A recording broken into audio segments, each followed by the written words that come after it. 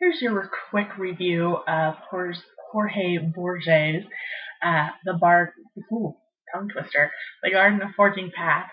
Um, so this is just a little picture of the labyrinth from the movie Labyrinth. I love the movie. I think it's a good imagery of 14 paths in a garden. Anyways, so just some important literary notes to note about the story. It is non-linear, which means it doesn't go in a straight line. It's not chronological. There is some jumping around, so do be aware of that. Um, there are tons of references to other works of literature. He talks about Scheherazade, he talks about Tacitus, he talks about this encyclopedia, which is actually imaginary, but the point is that this story references lots of other literature, and purposefully. It is set during World War One. For those of you who are not familiar with World War One, this is when Germany and Austria-Hungary and I believe the Ottoman Empire were all fighting against everybody else. So that's that story. And then there's also this important thing to note about this concept of time is infinite, which we can kind of today think about, okay, yeah, obviously time will go on, but not just linear time, just time in general is an expansive concept. Newton, the scientist, believed that there was one time and it was linear and it's the time we're living in now. Whereas in the story, The Garden of 14 Paths, he's talking about something more akin to what Einstein advocated for, which is the idea that there are multiple times and kind of parallel universes, if you will, where all of our decisions are different. So today you chose to have steak for dinner, but in an alternate reality you had chicken or fish. And in every little choice creates a new choice. So that's the kind of concept we're looking at, is time is infinite, not linear, but expansively. So just a brief plot overview. The story starts out with a reference to a text by Liddell Hart, almost like a textbook. And there's this little note that says, this battle was pushed back because of this bombing this bombing by the Germans. And then it says, and this story was dictated by this guy, Yut Sun, almost like a confession. It says it was dictated, reread, and signed by Dr. Yut Sun, with the first two pages missing. So we know that something happened in those first two pages, and we're only getting the ending of the story.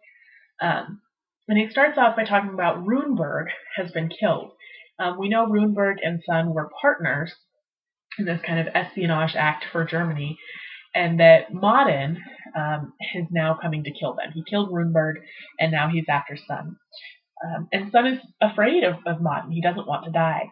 And so he's laying on the bed thinking about what can he do. And it's really interesting. He confirms the contents of his pocket.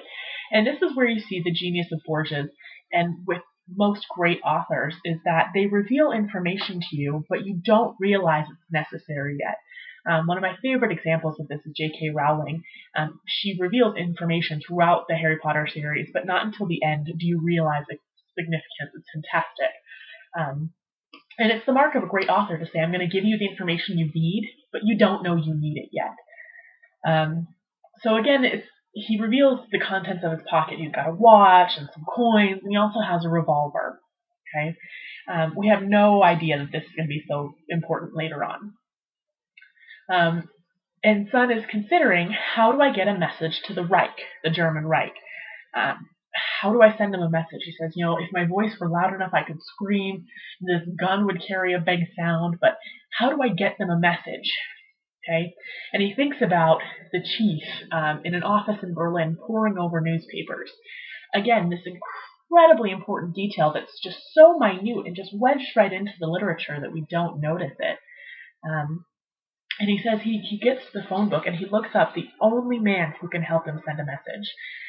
So for me as a reader, I'm thinking, okay, he's going to go meet with another spy, somebody who can make him or help him send a message. And that's not who he ends up meeting. It's very interesting. This little detail snuck right in, and we don't notice how important it is until much later on.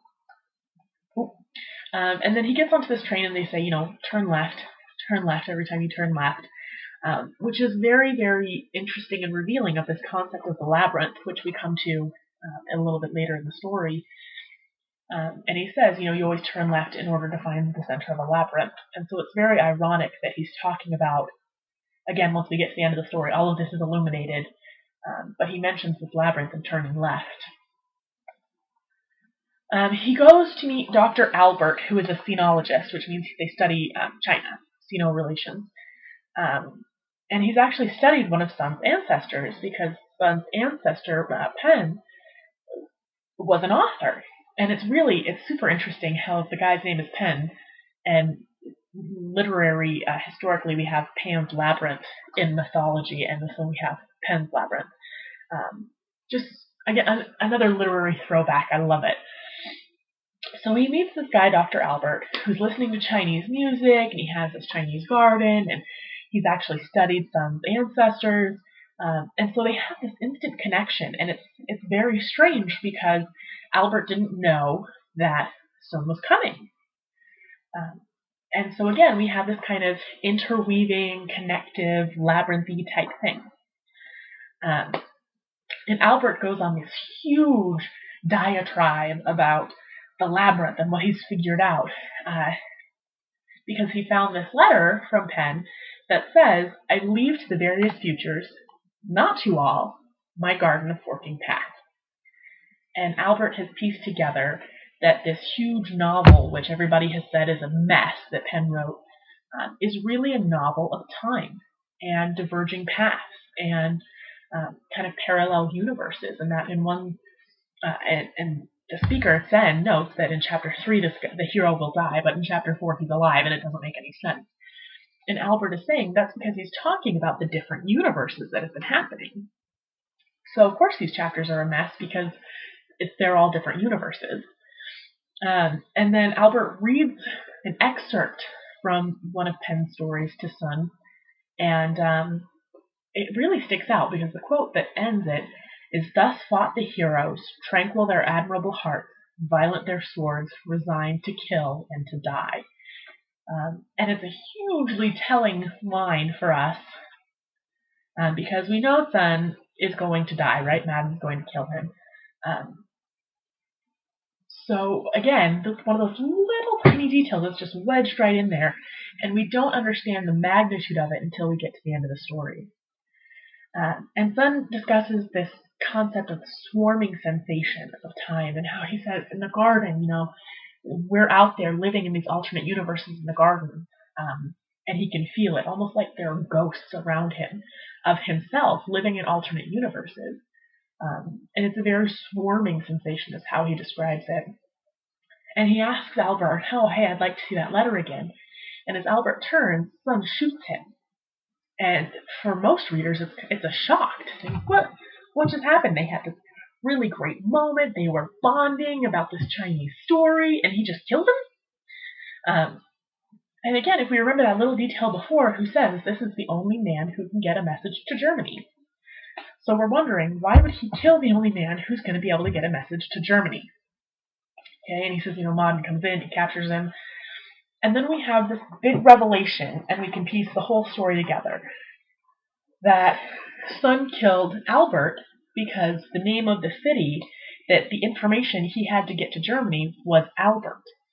And the whole thing falls into place. It kind of cascades to this answer of us being able to reinterpret and re-understand the story. That Sun is being hunted by Madden, and in order to tell the German Reich what's going on, he has to find someone named Albert and kill him, because the newspapers will talk about this crazy Chinese man who killed Dr. Albert. And again, the guys in the Reich in Germany are always reading newspapers, so they'll read the story about the guy named Albert who was killed by Sun with the revolver in his pocket. And the whole thing just kind of reveals itself as this big, planned out, genius plot. And again, this is part of the genius of Borges, is that he knows exactly what to reveal and when. And so he's very cautiously revealing to us the whole plot of the story, and it's up to us to fill in these holes as we go. And once we get to the end of the story, really all of the pieces kind of come together in this really beautiful way. But again, it's very interesting because the concept of forking paths, of alternate universes and shifted times, um, because Albert is of the belief that in another universe, maybe Albert kills Sun, or maybe Modin kills Sun before he gets to Albert. And so there are all these alternate existences. And that's kind of what's happening here, is this concept of alternate existences. So I know it's a little confusing. It's pretty involved, but it's beautiful and it's very well crafted writing, and very suspenseful. And I think once you get to the end, if you tough it out through the whole thing, it's absolutely worth it. If you have any questions, let me know. Otherwise, I'll see you in class.